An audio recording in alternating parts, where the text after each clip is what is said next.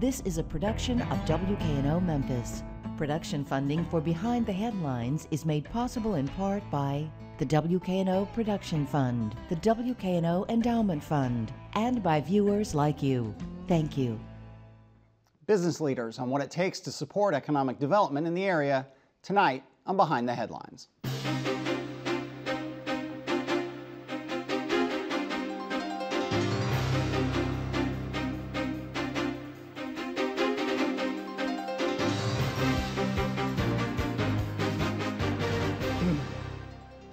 I'm Eric Barnes, publisher of the Memphis Daily News. Thanks for joining us. We are joined tonight by a number of business leaders to talk about economic development and the business climate in Memphis and the area.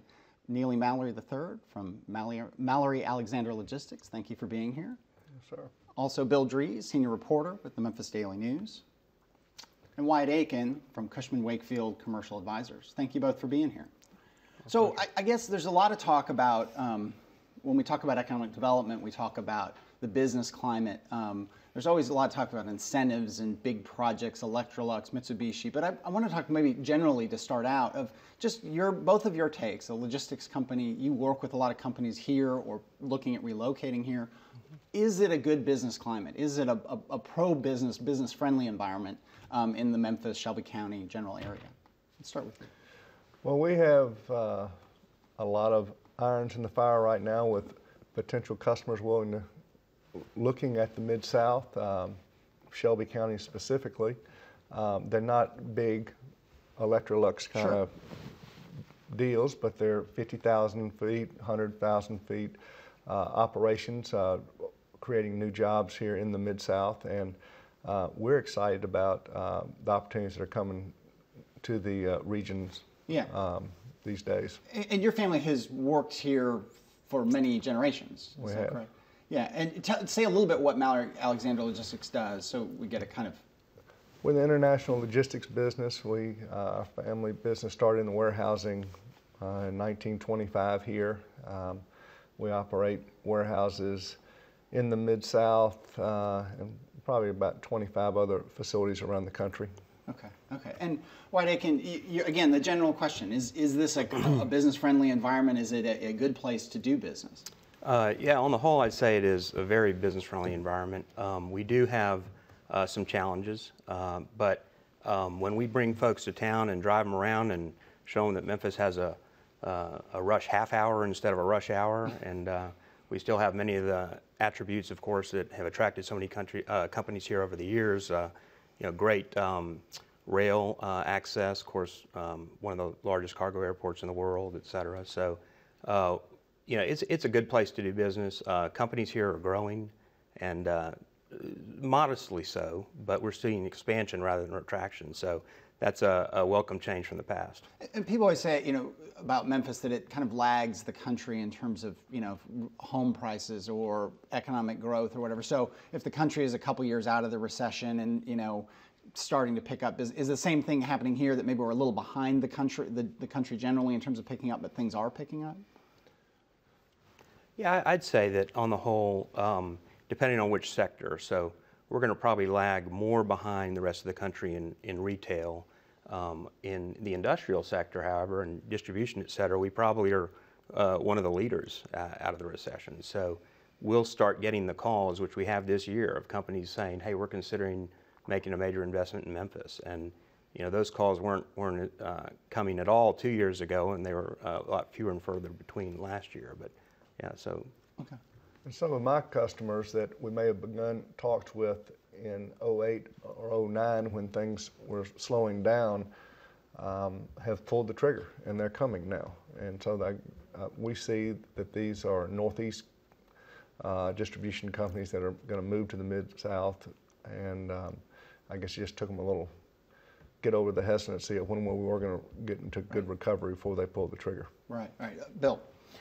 So on the political front, there is a whole lot of discussion lately about economic incentives, what we're able to do from a tax perspective, what we're not able to do from a tax perspective.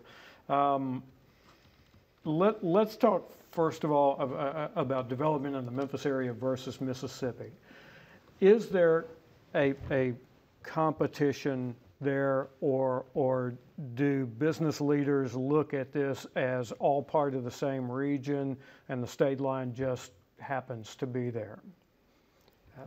I think the answer is yes and yes. So there is competition, it's healthy competition, but there is a lot of regionalism that is real and always has been here, but is being championed by a lot of our local leaders, and rightfully so. So yes, we do compete, but when Shelby County loses something to DeSoto County, and they come to DeSoto County anyway, we all realize those folks are going to spend their money in the Memphis area, those new jobs. So it's a friendly competition, but it is definitely competition. And it's something we need, and those of us who are in the city of Memphis, Shelby County, we need to want to compete better. But at the same time, we're as a region, as the Memphis region, we're competing against Nashville and Atlanta and Indianapolis and Dallas and Kansas City. Those are the ones that I see, most often we're competing against. And together, DeSoto County and Shelby County will come to win that fight. And then once it gets here, we try and see which side of the state line they go to. Neely, what's your view of what happens on both sides of the state line here? Well, I think there's a couple of hurdles that we're trying to clear, and the first one is to get people to relocate to the region. And then second is to find the best place for them to be, and that could be Shelby County, it could be DeSoto County, and now there's Marshall County and Fayette County, and we're getting competition from other places other than just DeSoto County here in Memphis. It is a little,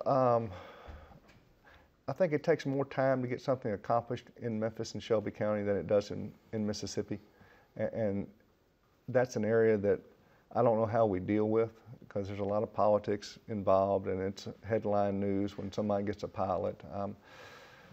But it's healthy competition, and it's going to benefit the region in any of those 4 areas I mentioned that someone moves into, and that is my goal. Mm-hmm. There were headlines made, and it may be, and you won't hurt my feelings if you say that some of this is generated by the media, and that's fine to have that be part of the conversation. When I think it was McKesson that moved from Shelby County to DeSoto County and was very pointed, I think the CEO or the head of McKesson was very pointed in saying, look, we just weren't getting the support we needed locally at that time. And that was right, I think, when Wharton had come in and Luttrell had come in, and they tried to reorganize things. EDGE, which is meant to be a kind of streamlining of that economic development process, the incentives process, and there used to be many different boards you had to go through. Have things gotten better from where they were? And again, people focus on McKesson as the example of, it's dysfunctional in Memphis and Shelby County, but people have tried to improve that since then. I've seen improvement since that headline McKesson story, with the county and city mayors trying to circle the wagons and have a unified front to try to speed up the process. But from what I hear from my customers is that we can go down and make a deal in a week in Mississippi, where it still takes several weeks here or months in Memphis. Right. So it's the money from the pilot to some degree, but it's also timing as well. It's the ease of getting something worked out. Timing is critical. It really is. And a lot of these companies, believe it or not, although they'll look at Memphis for years, once they decide to come, it's, we want to be up and running in 60 or 90 days. And we had this happen to us just recently. We were representing a company coming to the area. And the 2 different tax programs that are available, property tax-wise, is just a standard tax abatement of about 50% of the property taxes in DeSoto County, versus in Shelby County, it has to be a pilot, which is the payment in lieu of taxes, which requires a transfer of the building ownership into the IDB. You can't do that in 60 days. So the pilot takes longer, and it could be streamlined. It could probably happen faster. I know Reed Dolberger is doing a great job of leading EDGE to a more streamlined pilot where he can help make decisions in a week's time versus the months it takes right now. The whole McKesson thing came at a time when it wasn't the EDGE board at the time, but the IDB had become very politicized, and we had councilmen and county commissioners sitting on on that body just using it for their own grandstanding, and frankly, they weren't. They were slowing down the process and scaring off companies that didn't even want to appear there in case they might get asked a scary question. And some of those scary questions were, why aren't you paying any taxes, right? I mean, it was a real misunderstanding, or what people would say, and I would imagine you would say, a misrepresentation of how pilots work and how tax abatements work. So suddenly here's this potential incoming employer, business leader who's put into the middle of a really, heated tax debate. Right. I mean, the pilot, you hear the word corporate welfare thrown around, and it is not corporate welfare at all. I mean, these companies are paying a lot of money in taxes, and what you're doing is you're giving them a break for a period of time because they're willing to invest millions of dollars with millions of dollars of new payroll. And I think Edge cites that for every dollar that is abated in taxes, they collect $1.76 in other revenues, sales tax and property tax revenues of the employees that come work there. So it is not corporate welfare, and that is, and if you're a executive VP with a Fortune 50 firm, and I've sat right next to one at the IDB board, and you think you're going to be attacked for being some corporate leech, you're just going to say, forget it, I'm going somewhere else. And you might go down the road. And you will go down the road. Yeah. Bill. In terms of Mississippi's state income tax, as a business leader, Neely, what kind of message do you think that sends? Is that a negative for Mississippi? If it is, then why is Mississippi doing so well in the border region, do you think? Well, I mentioned earlier that I've got about 125 employees in Memphis, and I think about half of those people live in Mississippi, and they're paying the Mississippi income tax down there. We don't, I think there are more issues than where the job is on why people have chosen to live there, even if they're working in Memphis. And your paper has made that a lot of headlines here lately, whether it's school or crime or wherever, any major metropolitan area have these issues. But a lot of people just have chosen to live a more rural environment. Yeah. But when you're pitching, and you kind of alluded to this before, if you're pitching Memphis, I mean, you're really pitching the region. So if I'm going to put words in your mouth and you correct me. I mean, there's a symbiotic thing that happens. You can live in DeSoto County, but you can still come up to the Brooks Museum, or you can still come to a Grizzlies game or a Tigers game. And I guess when you're pitching companies on the attraction here, you can get from if you see DeSoto County being the place you want to live or you want to locate, you can still use this airport, and you can still go to these Grizzlies games, and you can still get the opera, and you can still get all these things that an urban area offers. Absolutely. And what's really refreshing is virtually every new company that comes to town, let's say they're looking for a large distribution operation, we are showing them properties on both sides of the line. And what I was going to say is refreshing is when we meet with Jim Flanagan with the DeSoto Council, or we meet with Reed Dolberger or someone with the chamber, they all say, look, we just want you to come to the Memphis area. Now we love, there is this great building right here in Memphis we hope you're taking a look at, or there is this great building in DeSoto County we hope you're, but they really are selling the region. And they almost always end with, we just hope you choose Memphis over the other areas. Is that that sense that when a company comes and they locate in DeSoto County, and you get maybe the media, and maybe it's our fault, or you get certain politicians saying, see, this is why Memphis is coming unglued, it's the next Detroit, because this company came and it located south of the border. But you don't see it that way. No. I see it as a win for the region. And just like you said, they're going to come to the Grizzlies game. They're going to come to restaurants here. They're going to go to the Brooks, which opens up the door. A lot of these things, like the Brooks, are publicly funded. Are Fayette, DeSoto, Crittenden County helping fund any of those things that people that from the rural areas are coming to visit? Right. And that's always the challenge. How do you have a great centerpiece magnet of the city of Memphis and what we have to offer here? It's like the hospitals, Yeah. Eventually, Mississippi and Arkansas started paying for part of that. How do you do that for the other amenities we have? Right. Well, and it also even gets to, not to put you on the spot about environmental regulations, but there's that argument too. You know, Memphis will get hit with, you know, certain fines or certain, you know, restrictions because of, you know, air quality. But Wharton has argued this many times. Well, wait, DeSoto County is contributing to that. You know, the air didn't stop at the border, and I guess that's true also in terms of economic development and tax. I mean, all these dynamics you're talking about. Bill. What happens, because part of the education funding debate was that payments in lieu of taxes in some incarnations include an agreement that the portion of the taxes that go to fund schools are not excluded in some areas that use these as incentives as well.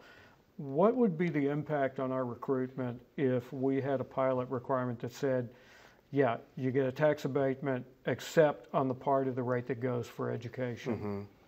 I think that would be probably a good way to spin it, and that is a little bit of spin, you know, if you really talk about it. I mean, it's just like saying, okay, this part of your paycheck is going to go towards your utilities. Well, I mean, you know, you've got utilities, you got everything else that you pay, you know, with your paycheck. But so I think that would be good, and Mississippi does do that. Okay, so but they have a different tax abatement system, and I wish, frankly, that Shelby counties and everybody in Shelby County wishes that we could do it more like theirs, but constitutionally we're prevented from doing that.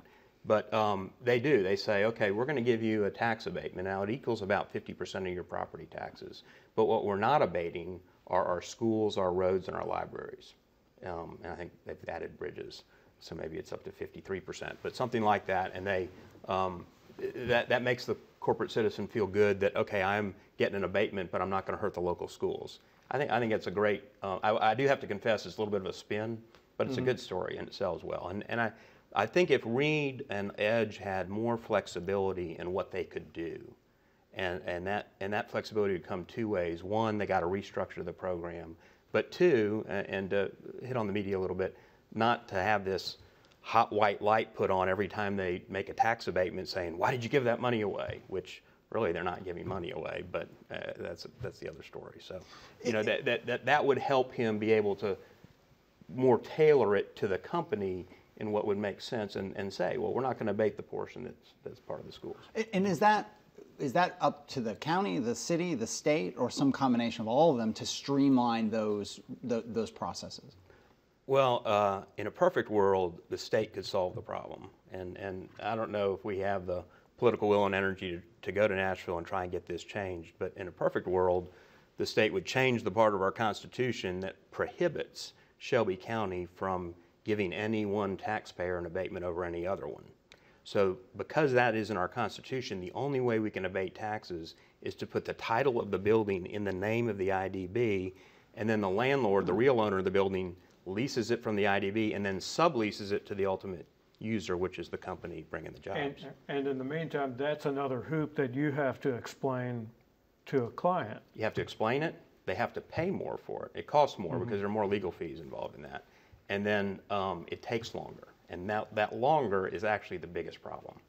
And are there other states that have that kind? I mean, if you talked about competing against these other communities, so let's move away from the Mississippi, you know, Shelby County competition. But you know, if I'm going to Kansas or Atlanta or something, are other states? Do they have to transfer title in certain of those communities? So some do and some don't. Okay.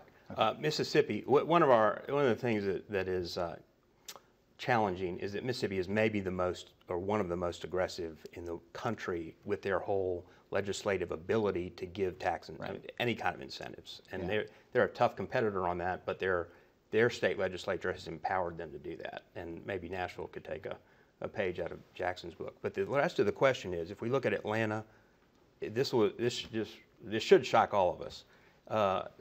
Look at a Class A bulk distribution building, which is kind of the heart of what we've got here in Memphis. If you compare the taxes, which equal about 85 cents a square foot in Memphis, Shelby County, if you compare that to Nashville, unabated with no tax abatements, Nashville's like 35 to 45 cents. Atlanta is like 35 to 60 cents. You know, so why? Well, their property tax structure is lower. Yeah. How can they do that? I don't know. I think you have to start looking at the spending side of the equation of what's going on down at City Hall to say, how could we get our property taxes lower? if you take away our pilot and you're left with 85 cents a square foot on a building that is going to, the net rent is only $250 a square foot. That is a huge amount of the total occupancy cost just going to taxes. And anyway, we can't take the pilot away, but there would be a way to improve it. At the state level, you get rid of that. If we can't get a constitutional amendment, which I'm sure requires a whole lot of effort, A referendum.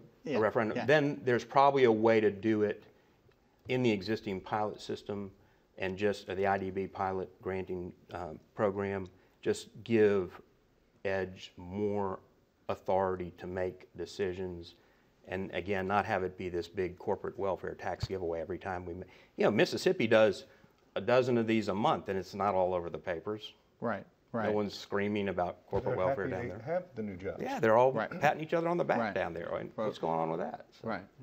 I've got 10 distribution centers in Texas, and again, I'm not a long-term, commit to a facility for 10 or 15 years. I come in for 3 to 5 years and try to operate out of those kind of parameters, and it's a 2-week process. Yeah. And again, it's the speed. Wyatt has worked with us in Texas as well, and you just find the building that will work, and then you can deal with these tax issues and move forward. And getting something up and running is much more important to me than playing games.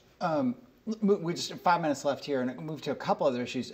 People have been very concerned, both citizens, the business community, about Delta's cutbacks. I mean, to what extent has that been a problem in terms of your business? You work, all over the country, all over the world, both flying employees and flying goods. Has that hurt badly, or does it concern you?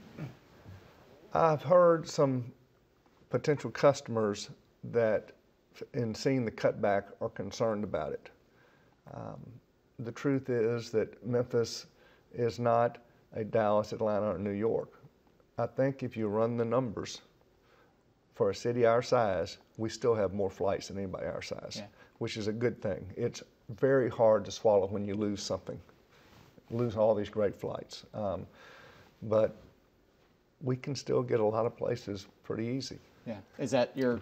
Yeah, it is, and there was a big fear in our office when Delta made the announcement, et cetera, but now there's a lot of optimism. People are very excited about Southwest, and I loved reading about Southern Airlines. I can't wait to try and find a way to fly them to Atlanta or the Gulf Coast.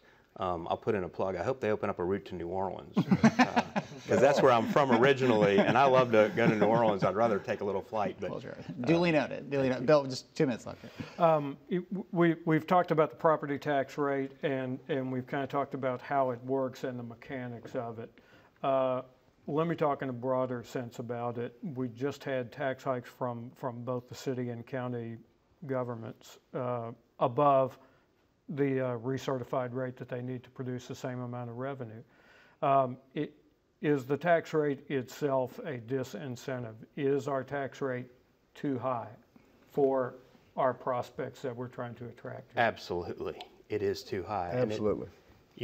And then we try and say, but we could get you a pilot, et cetera, and we try and mitigate it and brag about the fact we have no state personal income tax, and that is something worth bragging about.